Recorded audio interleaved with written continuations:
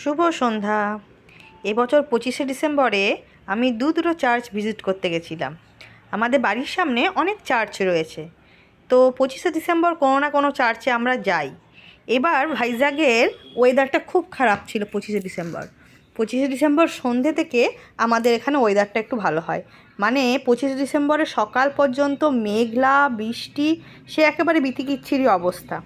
কিন্তু তারপরেও যেই দুপুর থেকে বৃষ্টিটা ধরলো, ওয়েদারটা কালো ছিল, আকাশ কালো ছিল, মেঘলা ছিল, কিন্তু তারপরেও আমরা টাইম ওয়েস্ট না করে বেরিয়ে গেছিলাম চার্চ ঘুরতে। আমার বাড়ির সামনে অনেকগুলো চার্চ রয়েছে, প্রধানত আমি একটা বিশেষ চার্চেই যাই, সেটা হলো রস হিলস চার্চ। কিন্তু এবার ওয়েদার খারাপ থাকার জন্য সেখানে যেতে পারিনি। তো এবার আমরা চলে গেছিলাম বাড়ির সামনে দুটো চার্চে, একটা বিশপ চার্চ, একটা সেন্ট পল চার্চ। এটা বিশপ চার্চ, খুব সুন্দর, এর উপাসনা গৃহটাও অপূর্ব সুন্দর।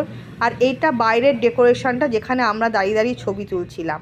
আর এটা হলো সেন্ট পল চার্চ, দেখতেই পাচ্ছ বিশাল এলাকা জুড়ে, আর কত সুন্দর লাইটিং, যেখানে দাঁড়িয়ে দাঁড়িয়ে আমার মেয়ে, আমার হাজব্যান্ড, আমি, বন্ধুবান্ধব, আশেপাশে অনেকেই এখানে দাঁড়িয়ে দাঁড়িয়ে আমরা ফটোশ্যুট করছিলাম। আমাকেও মেয়ে বললো ফটোশ্যুট করার জন্য, আমি গিয়ে দাঁড়ালাম। তা আমি খুব একটা ভালো বুঝতে পারছিলাম না ও কী বলতে চাইছিল। আমাকে বললো তুমি পোজ দাও। আমি ওই চার্চে ঢোকার মুখের যে গেটটা এত সুন্দর লাইটিং দিয়ে সাজিয়েছিল, ওখানে দাঁড়িয়ে দাঁড়িয়ে কয়েকটা ছবি ভিডিও তুললাম পোজ দিয়ে দিয়ে। তো সেটা আবার আমার মেয়ের খুব একটা পছন্দ হলো না, সে আবার আমাকে দেখিয়ে দিল যে কীভাবে করতে হবে, কেমন করে করতে হবে, সেটা বুঝিয়ে দিল এইভাবে ঘুরে ঘুরে। তো বাচ্চাদের সাথে যা হয়, চার্চে গিয়েছি 25শে ডিসেম্বর, বাচ্চাদের সাথে গেলে যা হয়, সেখানে গিয়ে এই একটুখানি ভিডিও তুললাম। উপাসনা গৃহগুলো ছবি তোলার বারণ ছিল বলে উপাসনা গৃহগুলোতে ছবি তুলতে পারিনি। আমি বাইরে চার্চের মানে মেন ফটকের বাইরেই আমি ছবিগুলো তুলেছি, ভিডিও করেছি। এইটা হলো পুরো চার্চটা, কিন্তু উপাসনা গৃহটার ভেতরের কোনো ছবি তোলা পারমিশন ছিল না, ওই জন্য ভেতরে আর ভিডিও করিনি।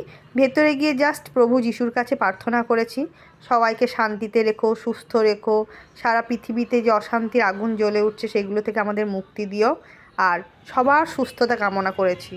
কেননা সুস্থ তো সকলকে থাকতে হবে, সুস্থতা আর শান্তি এটাই যেন চেয়েছি ঈশ্বরের কাছে, প্রভু যিশুর কাছে। এইভাবে কিছুক্ষণ নিজেও দাঁড়িয়ে দাঁড়িয়ে একটু ভিডিও করলাম। এই সময়টা মেয়ে আর আমার হাজব্যান্ড ভেতরে ঢুকেছিল, আমি একটু বাইরে দাঁড়িয়েছিলাম। ওরা চার্চে গেছিলো, চার্চের দেখতে, প্রেয়ারগুলো দেখতে। সেদিন এত ভালো লাগছিলো, আসলে বহুদিন, আমার প্রায় 1 সপ্তাহ বাজে ওয়েদারের জন্য ঘরবন্দি ছিলাম, ফলে সেই দিনটা খুব ভাল লাগছিলো, যেন মনে হলো কোথাও গিয়ে ঈশ্বরও চেয়েছিল যে সবাই মিলে আমরা আনন্দ করি।